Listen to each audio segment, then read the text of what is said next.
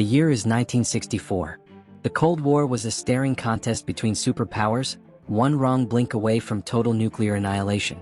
But behind the Iron Curtain, in the frozen, unforgiving heart of the Ural Mountains, the Soviet Union was grappling with a secret far more profound than any missile silo: Project Kronos. This was not about winning a conventional war. This was about changing the very rules of existence, to manipulate the flow of time itself. And at the center of this impossible ambition stood a man whose life and eventual disappearance would become one of the USSR's most closely guarded ghost stories: Dr. Pavel Zarov. Pavel Zarov was the Soviet Union's most celebrated theoretical physicist, a genius plucked from the esteemed halls of Moscow University. His specialty, the quantum mechanics of matter and temporal movement. To the Politburo, he was the key to ultimate military superiority. To Zarov, he was merely a tool forced to weaponize the abstract beauty of physics.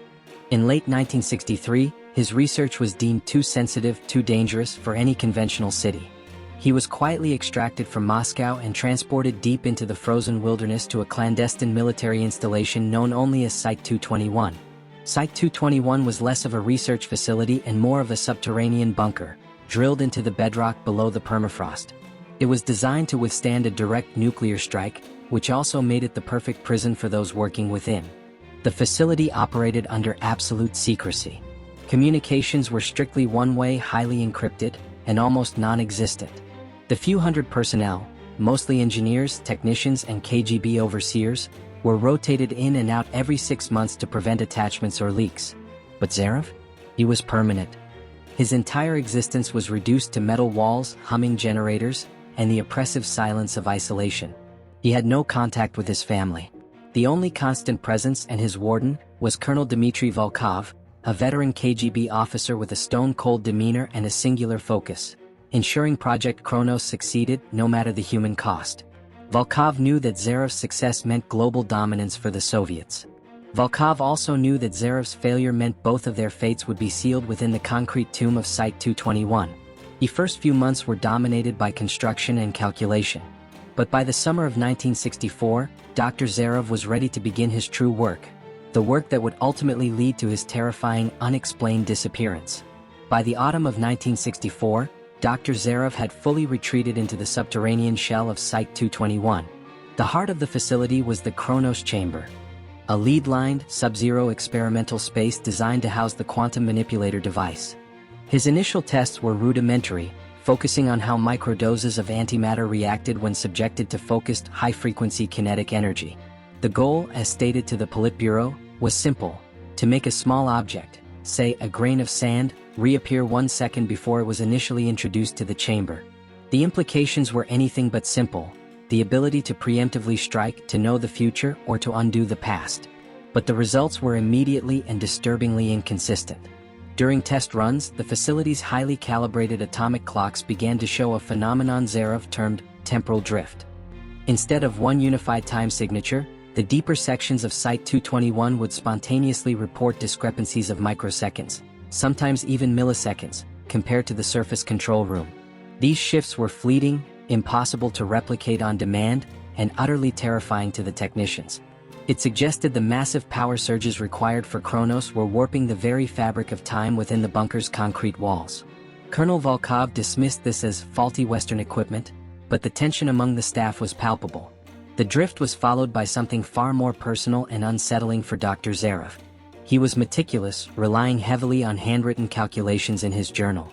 Yet he began finding pages in his journal where equations were altered, not corrected, but subtly shifted to an older, almost antique style of Russian physics notation.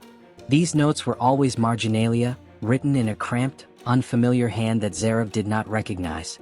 One entry, found on a page detailing the energy requirements for Kronos V, simply read, "The observer is the object." Zarov brought the issue to Volkov, suggesting a security breach. Volkov, after a harsh investigation that found nothing, concluded Zarov was suffering from isolation-induced paranoia. The most profound change came in Zarov's personal demeanor. He became withdrawn, often spending hours staring at the metallic walls of his quarters. He began reporting a faint, low-frequency buzzing, a sound that none of the other personnel, not even those working closest to the Kronos chamber, could hear. He described it as a constant metallic whisper, like the sound of rust forming on the structure of space. Zarev hypothesized that his prolonged exposure to the experimental fields had made him temporally sensitive. He was, perhaps, starting to hear the echoes of the future, or the reverberations of the past. Colonel Volkov simply increased his sedative dosage. As winter descended and the critical Phase 5 experiment approached, Zarev was a man trapped, imprisoned by the concrete, stalked by unseen whispers, and haunted by calculations that were not his own. The stage was set for the night the secrets of Site-221 finally consumed its star. The winter of 1965 bit deep into the Urals, mirroring the escalating tension within Site-221. Dr. Zarev was now entirely consumed by Kronos V, the definitive experiment designed to achieve the initial goal, to shift a small mass by a microsecond through time. The stakes could not have been higher. The Soviet High Command demanded immediate results, and Colonel Volkov delivered those demands with icy resolve. Zarev, gaunt and isolated, argued for more calibration, more data. He spoke of the temporal whispers growing louder, the anomalies more frequent. But Volkov was unmoved. "Comrade Doctor," he hissed, "the Politburo does not wait for whispers. They demand results. Tonight." On the night of January 23, 1965, the Kronos chamber pulsed with an ominous energy. The control room was a hive of frantic activity, technicians monitoring an array of archaic yet sophisticated equipment. Zarev, his face pale and drawn, stood before the primary console, making final adjustments to the antimatter injector. Just before activation, Zarev turned to Volkov, his voice barely a whisper. "Colonel, what if the whispers are not from the past but from a future that has already happened?" "A warning?" Volkov merely scoffed. "Activate, Doctor." "No." Zarev initiated the sequence. A surge of power tore through the facility. The main reactor began to glow, not with the expected blue-white light, but with an unnatural, pulsing violet. Technicians shielded their eyes, their screens flickering wildly. The high-pitched whine became an unbearable shriek. According to the scattered, later declassified reports of the two surviving technicians, for approximately 4 agonizing seconds, the entire Kronos chamber was enveloped in a blinding, ethereal violet light. Then, with a sudden, deafening crack, all power across Site-221 instantly ceased. The facility was plunged into absolute darkness and a terrifying silence. When the emergency generators finally kicked in, casting a sickly yellow glow, Colonel Volkov and his men rushed into the Kronos chamber. The room was intact. No fire, no explosion, no structural damage. But the air crackled with a residual, ozone-like smell. The primary experiment console stood open, its readouts frozen in a cacophony of failed data. And in front of it, where Dr. Pavel Zarev had stood moments before, was an empty chair. He was gone. Not a trace. No struggle, no blood, no shattered equipment to suggest an accident. Just an eerie void where one of the Soviet Union's greatest minds had been. On the console, nestled among a jumble of wires, lay 2 items that would become the only clues to his impossible disappearance. The shock of Dr. Zarev's disappearance rippled through Site-221, not as panic, but as a silent, terrifying understanding among the few who witnessed it. Colonel Volkov, however, quickly regained his composure. He knew the political fallout of such an incident would be catastrophic. A missing physicist, a failed top-secret project, and an unexplained phenomenon? Unthinkable. Within minutes, the Kronos chamber was sealed. Volkov himself led a small team of KGB specialists. Not scientists, but cleanup crews trained in absolute secrecy. Every data log, every experiment schematic, every piece of Zarev's personal effects was systematically seized and marked for immediate destruction. The 2 surviving technicians were interrogated, their accounts dismissed as mass hysteria under stress, and then swiftly reassigned to remote, isolated posts from which they would never return.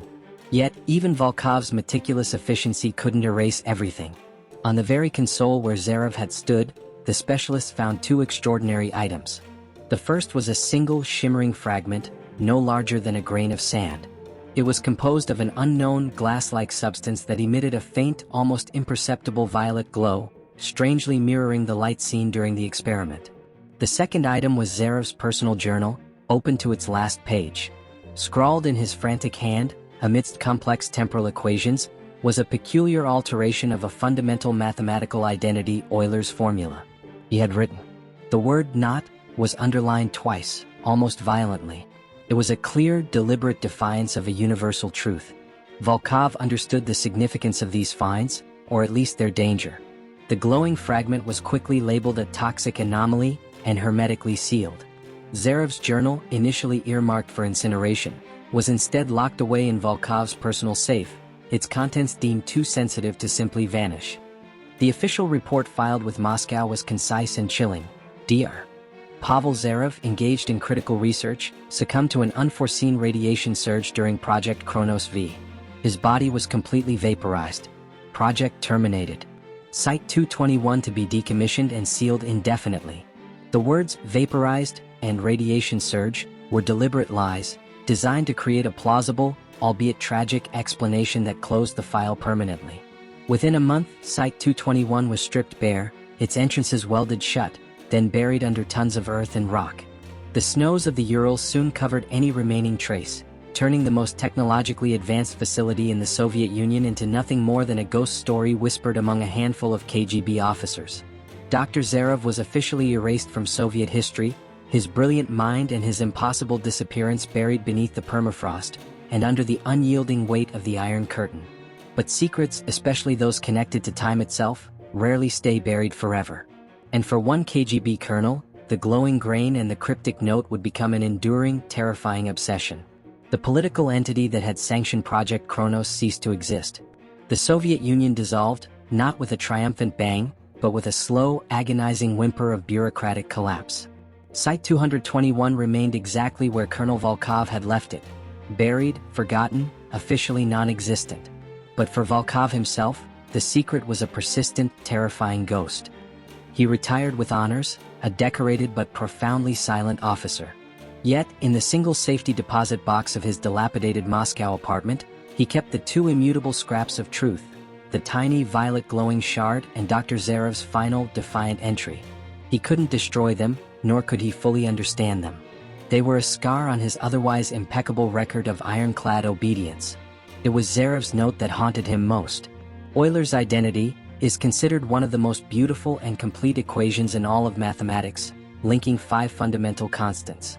Zarev had explicitly written naught, replacing the constant pi.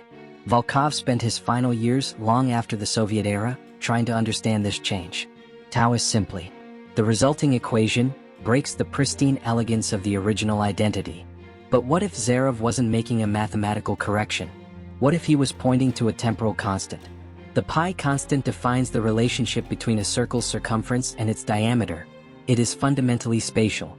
Tau, or 2 pi, defines the relationship of a circle to its radius, representing a full rotation.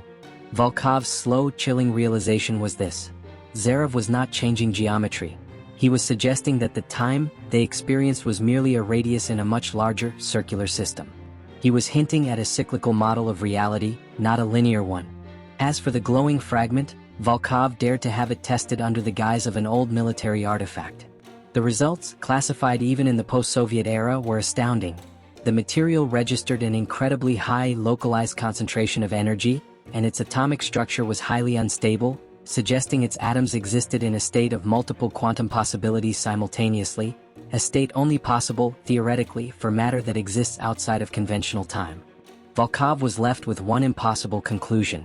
Zarev hadn't been vaporized. He had achieved the Kronos V goal, but not in the way they imagined. He had traded his spatial dimension for a temporal one, and the glowing shard was physical proof that he had, momentarily, existed between the seconds of time. The secret was now Volkov's alone. He died in 1998, leaving behind no heirs, only a sealed box in a bank vault. A box that, 20 years later, would finally be opened by an anonymous Russian archivist, bringing Project Kronos back from the dead. Colonel Volkov died alone in 1998, taking his dark knowledge of Project Kronos to his grave. But the box he left behind, the safety deposit box containing the journal and the violet shard, was not forgotten. Volkov's estate had been messy, and the bank vault remained sealed for 2 decades until its contents legally reverted to the state. In 2018, a young Russian archivist named Elena Petrova, specializing in the chaotic transition period between the Soviet collapse and the new Russian Federation, was assigned to catalog the contents of these unclaimed government assets. She was meticulous, seeking historical threads lost in the dust of political upheaval. She wasn't looking for secrets, she was looking for coherence. When Volkov's box was finally opened, the contents made no immediate sense. A meticulously kept officer's journal detailing troop rotations and supply inventories, and then tucked into a false bottom 2 items: a tiny glowing purple stone and a second private notebook, Dr. Zarev's journal. Petrova, unlike Volkov, approached the journal with an archivist's curiosity, not a soldier's fear. She immediately cross-referenced the names and dates. The entries pointed to a facility, Site 221, that officially never existed. And Zarev's name returned only a single heavily redacted file: a brief mention of a scientist who had died in a radiological incident in the Urals in 1965. Petrova realized the 2 documents told different stories. The official account was sterile, the journal was terrifying. She focused on the last entry, the mysterious equation that defied physics. She presented this anomaly, along with the story of Zarev's vanishing, to a small, private circle of theoretical physicists and historians she trusted. The reaction was profound. The historians pointed out the sheer audacity of covering up a catastrophic event at a high-level site. The physicists, however, were obsessed with the equation. They revived Volkov's final lonely theory: Zarev wasn't merely wrong. He was suggesting that fundamental mathematical constants change under extreme temporal stress. He was theorizing the possibility of time travel without a vessel, the matter itself changing its temporal relationship. The haunting of Site 221. The glowing fragment, finally subjected to modern spectroscopic analysis outside of government control, confirmed the military's initial finding. Its atoms were momentarily decoupling from the standard spatial field. It was matter in a state of flux, matter that had visited another dimension or another time. Elena Petrova's research culminated in a terrifying proposition: the official story of a radiation death was a lie. Dr. Pavel Zarev achieved his goal. Project Kronos V worked. And somewhere between the seconds, Zarev still existed. But where? And why did he leave a warning? The only answer lay back in the frozen Urals, beneath the sealed, silent slab of concrete known as Site 221. Colonel Volkov died alone in 1998, taking his dark knowledge of Project Kronos to his grave. But the box he left behind, the safety deposit box containing the journal and the violet shard, was not forgotten. Volkov's estate had been messy, and the bank vault remained sealed for 2 decades until its contents legally reverted to the state. In 2018, a young Russian archivist named Elena Petrova, specializing in the chaotic transition period between the Soviet collapse and the new Russian Federation, was assigned to catalog the contents of these unclaimed government assets. She was meticulous, seeking historical threads lost in the dust of political upheaval. She wasn't looking for secrets, she was looking for coherence. When Volkov's box was finally opened, the contents made no immediate sense. A meticulously kept officer's journal detailing troop rotations and supply inventories, and then tucked into a false bottom 2 items: a tiny glowing purple stone and a second private notebook, Dr. Zarev's journal. Petrova, unlike Volkov, approached the journal with an archivist's curiosity, not a soldier's fear. She immediately cross-referenced the names and dates. The entries pointed to a facility, Site 221, that officially never existed. And Zarev's name returned only a single heavily redacted file: a brief mention of a scientist who had died in a radiological incident in the Urals in 1965. Petrova realized the 2 documents told different stories. The official account was sterile, the journal was terrifying. She focused on the last entry, the mysterious equation that defied. She presented this anomaly, along with the story of Zarev's vanishing, to a small, private circle of theoretical physicists and historians she trusted. The reaction was profound.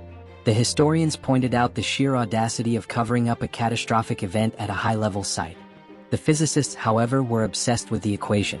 They revived Volkov's final lonely theory: Zarev wasn't merely wrong.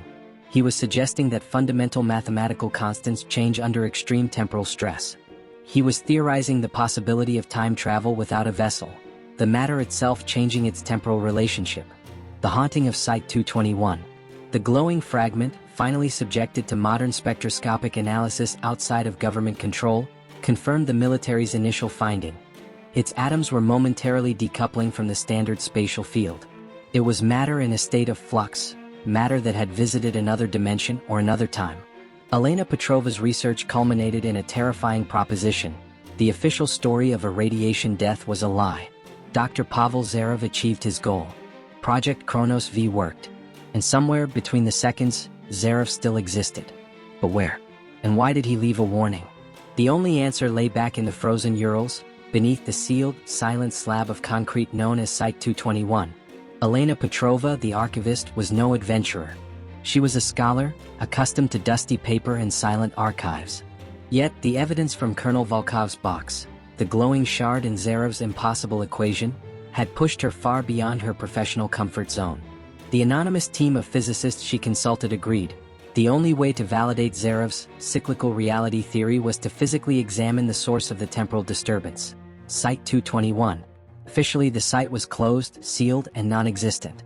But Petrova's research, cross-referencing old Soviet geological surveys with Volkov's decommission reports, allowed her to pinpoint the exact coordinates in the remote, uninhabited Urals. The challenge wasn't finding the site. It was reaching the site without alerting the residual elements of the Russian security services who still held sway over Cold War relics. In the summer of 2019, Petrova and a small, independent geological team embarked on the journey. Their official cover story was mapping rare mineral deposits. Their actual mission, to locate the subterranean bunker entrance, buried since 1965. As they neared the coordinates, the familiar modern world began to peel away. Their satellite navigation systems grew erratic, displaying phantom readings and suddenly losing connection. Their digital recording equipment, usually robust, began to capture random bursts of high-frequency static. One of the geologists recorded a moment where his highly accurate quartz watch suddenly ran backward for 3 seconds, before snapping back to the correct time. Finally, beneath a mound of earth and dense, scrubby pine trees, they found it. A slab of reinforced concrete, massive and impossibly thick, bearing the faint, cold markings of the Soviet military insignia. It was the sealed entrance to Site-221. Volkov's cover-up had been absolute. As the team began the grueling process of drilling into the steel-reinforced concrete, they deployed a specialized audio sensor deep into the bedrock. They were hoping for seismic readings. Instead, they captured something entirely different. Faint, intermittent acoustic recordings that defied explanation. It sounded like muffled, garbled human speech. Not a continuous word, but a brief, high-pitched fragment of a voice, sometimes repeating, sometimes layering over itself. The acoustic expert on the team, unnerved, labeled the files temporal echoes. Could these fragments be the result of the Kronos V experiment, perpetually reverberating through the facility's concrete structure? Could these be the whispers Dr. Zarev spoke of, still trapped within the walls of time? The researchers were no longer dealing with a historical cold case. They were standing on the precipice of a living, breathing scientific anomaly. Site-221 was not a tomb, it was a temporal echo chamber, still active after 50 years. After weeks of relentless drilling and excavation, Elena Petrova's team finally breached the concrete seal of Site-221. The heavy air inside, stagnant for 50 years, rushed out with a chilling, ozone-like odor, the same strange smell reported on the night of Zarev's disappearance. Petrova and her lead geologist, protected by high-grade respirators, descended into the darkness. The facility was cold, silent, and perfectly preserved, a time capsule of Soviet paranoia and ambition. Corridors were lined with dust-covered warning signs in Cyrillic, pointing towards the heart of the complex, the Kronos chamber. As they moved deeper, their instruments went haywire. Geiger counters showed anomalous spikes that quickly vanished. Most alarmingly, the localized temporal anomalies intensified. Their field camera captured instances of technicians from 1965, fleeting, translucent figures, appearing and then dissolving into the background static. The facility wasn't just echoing, it was visually glitching through time. When they finally reached the Kronos chamber, the sight was breathtaking and terrifying. The massive experimental device stood exactly as it had been left. Cold, silent, yet somehow vibrating with residual energy. The chamber itself was lined with strange, crystallized patterns on the walls, formed by the intense violet light of Kronos V. Petrova focused on the primary console, the very spot where Dr. Zarev had last been seen. There was the empty chair, covered in a fine layer of gray dust. But on the main control panel, Petrova found something Volkov's KGB team had missed in their haste. A hairline crack in the acrylic surface, and embedded deep within it, a tiny, almost invisible scratch. Using a high-resolution camera, they magnified the scratch. It was a single repeated word, seemingly etched into the console with impossible precision, almost as if written by energy itself. The word was cycle. The discovery solidified Volkov's theory and Zarev's note. The missing scientist hadn't been killed. He had been integrated into the experiment. The equation suggested a cyclical reality, and the word cycle confirmed it. Zarov wasn't gone. He was everywhere and nowhere, trapped in a loop of time that constantly recycled his presence through the facility's temporal echoes. But then, the acoustic sensor placed on the console captured one last, perfectly clear whisper. It was Dr. Zarov's voice, devoid of panic, resonating with a profound finality. "I see you. I warned you to stay outside the circle." The warning was clear. Zarov was trapped, possibly still conscious within the facility's temporal loop, and he wanted them out. But who was he warning? The future researchers or his past self? And what would happen to those who dared to stand inside the circle? Dr. Zarov's final, clear whisper, "I warned you to stay outside the circle," was enough for Elena Petrova. The research team immediately retreated, extracting themselves and their data before the temporal echoes could fully claim them. They had pushed too far into the temporal instability of Site-221 and discovered a truth far more terrifying than a military cover-up. Zarov was not dead. He was a sentient ghost in the machine of time. Petrova's final analysis hinged on the two key pieces of evidence: the cryptic equation and the word cycle etched onto the console. This strongly suggests that Kronos V did not send Zarov into the future or the past, but forced him into a self-contained, infinite temporal loop tethered to the Kronos chamber. Theories of Zarov's fate. There are now three prevailing theories among the physicists who studied Petrova's findings regarding the fate of the man who sought to master time. Temporal trapping. Zarov's matter achieved the time shift but could not return. He exists as a highly organized quantum state energy signature, permanently cycling through the 4-second window of the Kronos V experiment. He is perpetually reliving his final moments, a prisoner of the cycle he himself created. The observer effect. Zarov is attempting to communicate with his past self.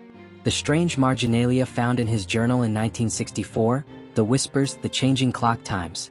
These were Zarov, the temporally trapped ghost from 1965, trying to send warnings backward through the temporal pollution field of the chamber. The temporal pollution threat. The facility itself is now a localized vortex. The glowing fragment found by Volkov was not residue, but a piece of Zarov's own matter, shed as he began to decay from the constant cycling. The deeper the facility is disturbed, the wider the temporal anomalies will spread, potentially leading to a localized chronal contamination of the Urals. Site-221 remains sealed, this time by Elena Petrova, who recognized the true danger Volkov had tried to contain. It stands as a monument to Cold War ambition, buried under the snow, yet perpetually vibrating with the energy of a genius trapped between moments. Dr. Pavel Zarov sought to give the Soviet Union control over time. Instead, he lost himself to it. The secret project succeeded, perhaps too well, achieving an impossible feat at an unbearable human cost. Today, the frozen solitude of the Urals holds not just a concrete bunker, but a warning. There are some circles that, once entered, can never be broken. And so, the file on Project Kronos is closed not because the mystery was solved, but because the truth was too complex, too dangerous to be contained. Dr. Pavel Zarov, the isolated Soviet scientist, became the first known human casualty of temporal displacement, a genius forever echoing through the concrete halls of a forgotten Siberian bunker. His final message, a warning against entering this cycle, remains the greatest riddle of the Cold War. Did Zarov see a disastrous future? Or did he simply want to save the past version of himself from the terror of his infinite present? We may never know. All that remains is the sealed evidence, the unverified theories, and the chilling truth that Site-221 is not just a place, but a permanent scar on the linear flow of time. If tales of classified projects, historical cover-ups, and the world's most enduring mysteries intrigue you, then you've found your home. Eldermurk is dedicated to unearthing the stories the establishment wants you to forget, the impossible disappearances, the unexplainable phenomena, and the terrifying realities hidden just beneath the surface of history. We dive deep into the cold cases and the conspiracy theories, providing the most detailed narratives, visual reconstructions, and factual data available, forcing you to question everything you think you know. We rely on our community to keep these secrets alive. If you were captivated by the cycle of Project Kronos, and want to explore more stories like the vanishing ship of the Arctic or the unexplained power failure in the Western Desert, we need your help. Subscribe to the Eldermurk channel now to ensure you never miss a deep dive into the unknown. Hit that notification bell and let us know in the comments below. Which of Zarov's three fates do you find the most terrifying? Was he truly trapped, or did he become the timeline itself? Your engagement fuels our next investigation. Thank you for watching, and remember, The greatest secrets are never truly lost. They are merely waiting to be discovered.